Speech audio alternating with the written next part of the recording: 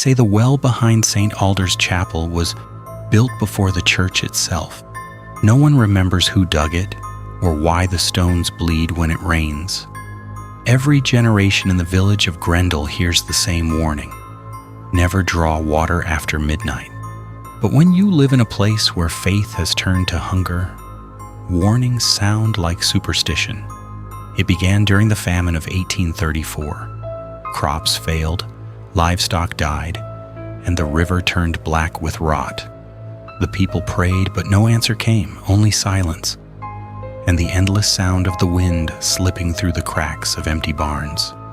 Then a stranger arrived. She wore a black veil that never lifted, her hands raw from soil that wasn't her own. She offered them water from her bucket, clear, cold, untouched by decay. She said it came from the well behind the chapel. The priest warned them.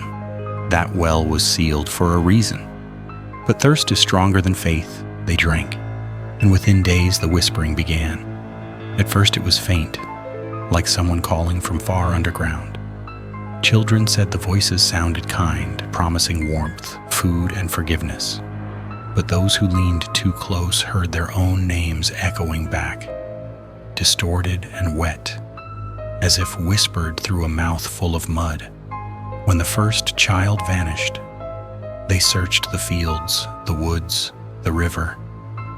They found nothing until someone looked down the well. A pale hand floated just beneath the surface, the skin marked with unfamiliar symbols, carved deep into the flesh. The priest tried to bless the water, but it boiled as soon as the cross touched it. Steam rose, carrying the scent of burned iron and rotting lilies.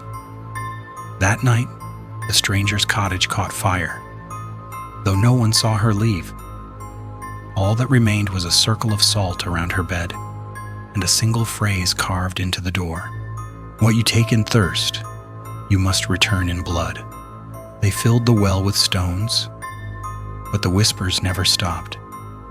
Some nights when the wind shifts, they say you can still hear the children's laughter, soft and hollow, calling from below. And if you listen too long, it starts to sound like your own voice, begging to be let in.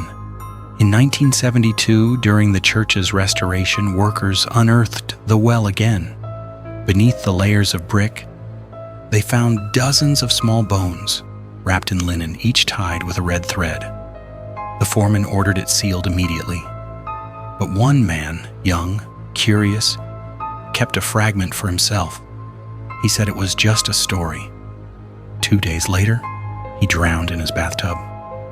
Neighbors said the water was whispering. Now the chapel stands empty. No one dares step inside after dusk. The well is covered by rusted chains and a wooden lid, heavy with age. But the rain still falls, and the stones still bleed, and sometimes, when the night is too quiet and the air too still, you can hear a single knock echo from beneath the ground. 1, 2, 3, then the whisper returns. Drink and be remembered.